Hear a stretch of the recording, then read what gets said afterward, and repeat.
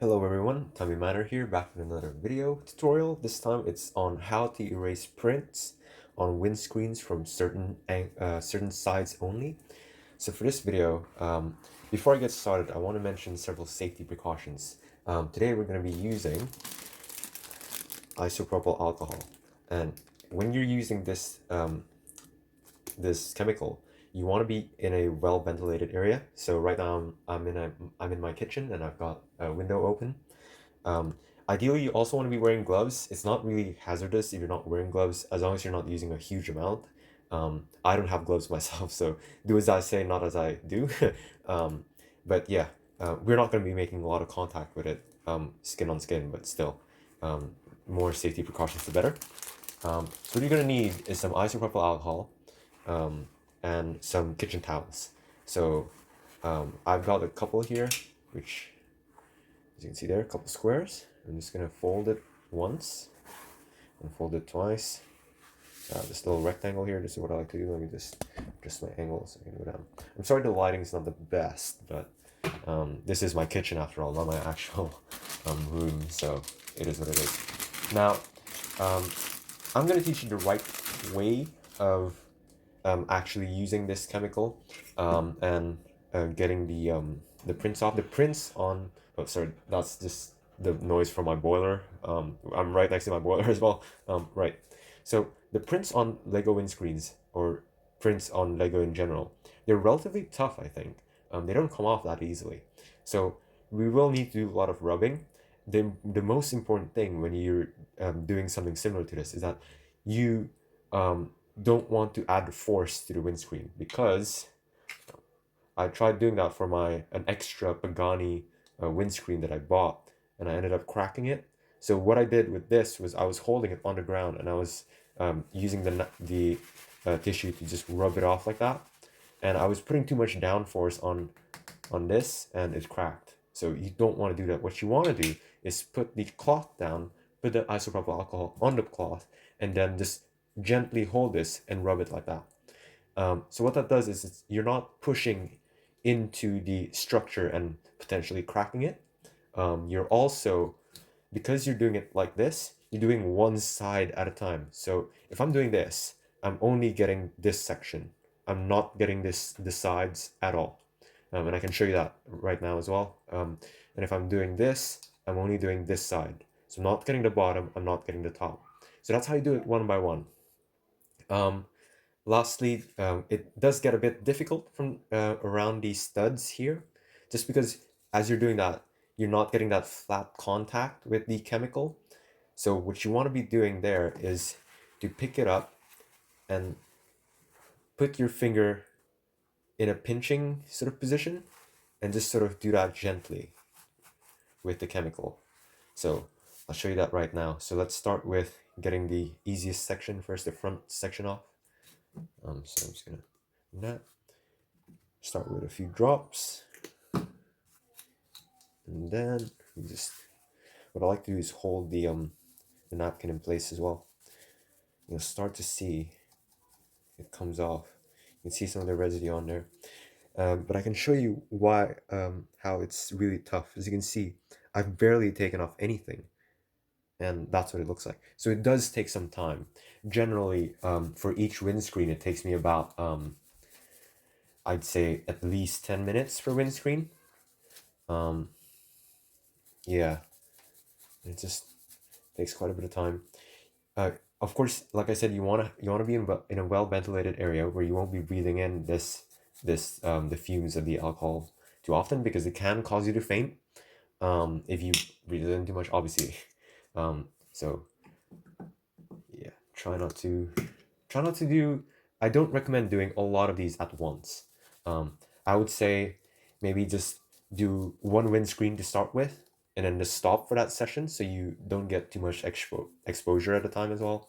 Um, and I wouldn't even someone who's experienced in this like me, I wouldn't do more than three. I would do like just two at a time. Um, yeah, it's really just about doing this for the next 10 minutes or so, and just checking and seeing like which areas aren't enough and stuff like that. running out of space here.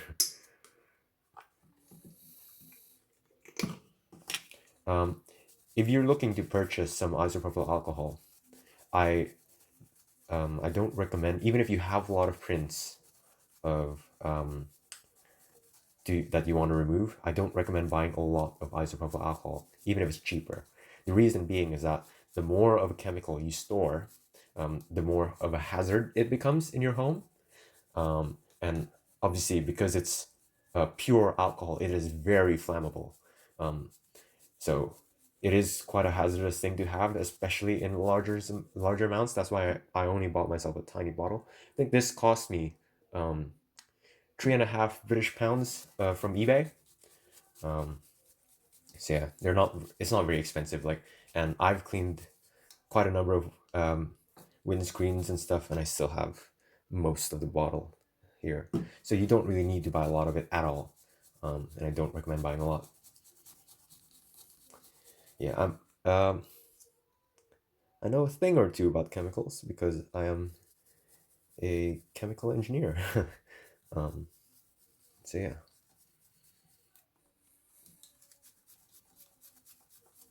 there might be a better chemical out there to do this with, but I know that I think I looked this up. I haven't actually tried it um just because I haven't got around to it actually. But I looked when I saw I was considering between isopropyl alcohol and acetone for the removal of the prints, and I read that the polymers um that Lego uses can get easily damaged by acetone. Um, Maybe not dilute acetone, but yeah, I just didn't want to risk it, especially for windscreens, because any like sort of scratches get really visible. So with this method, I find that the damage to the windscreen is very minimal. Um, I don't see a lot of scratches with this technique. Might also help that the tissue cloth that I'm using is relatively soft. Um, yeah, it does take quite a while to do this. So I lied, it might not be 10 minutes, it might be like 20 minutes for windscreen, I think. So I might just cut this to when I'm done with this section I'll show you. Right, so I've just finished the front section. And as you can see, all the other sections are relatively clean. Even after all that rubbing, almost everything's still intact. See that? So with this technique, it is slow, but the main benefit of this technique of print removal is that you can get it to be really clean. So that, you know, if you want this print to still stay there, you can take off everything else and keep that there in a relatively good quality. So yeah, I'm gonna keep doing it for the other sides as well. For this project, I want to keep just these prints on either side. I want everything else to go. So once I'm done with that, I'll come back to you. Right, I've gotten to the top now, and I just found a useful tip, and that is um, when you're rubbing off this front section here, because of the studs, it's kind of difficult to get a flat contact on the tissue. What you're better off doing is if you bring your tissue to the edge and put some alcohol on it as usual, and then you rub it with the studs off of the edge of the table. So then you get really nice flat contact like that.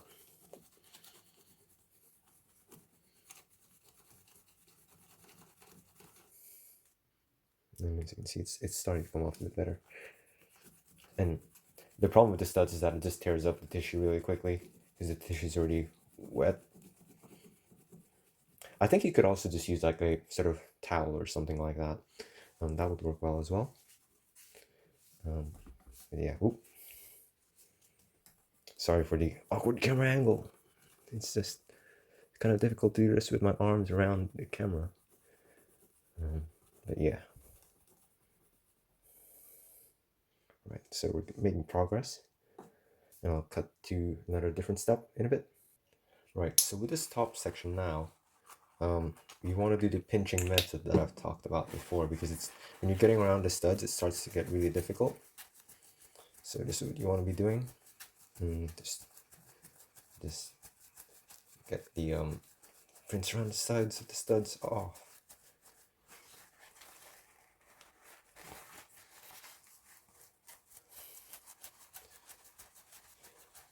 I know this is quite a hassle to do, but honestly, do I wish that these came as stickers instead? Absolutely not. Having prints are just so much more convenient for these windscreens. Yeah, the pinching method's pretty good. Um, get through the stuff fairly quickly. Only problem is, ideally, you'd be wearing gloves, unlike me.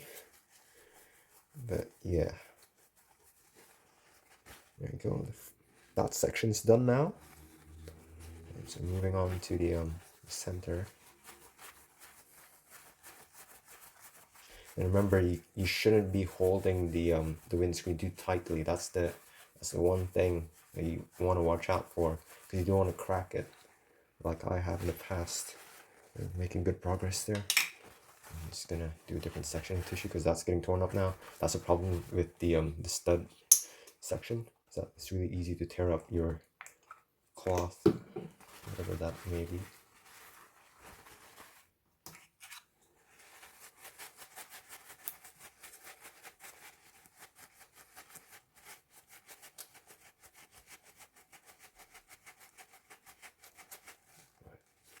We're getting there.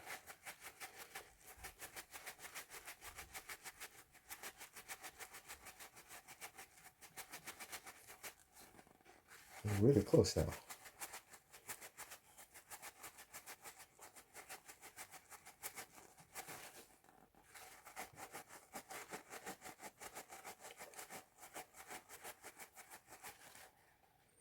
Well, I think that's it actually. So when you're done, you will see some residue. See that? Could just be from my fingers, could be from the napkin. So what you want to do is just wash it with water and soap. Isopropyl alcohol dissolves in water. So let's be right back after a while. Alright, so I've just washed the part now. And as you can see, there's basically no residue. And you can see a little bit. That's just because that's just a little bit of moisture that's left from me just wiping it.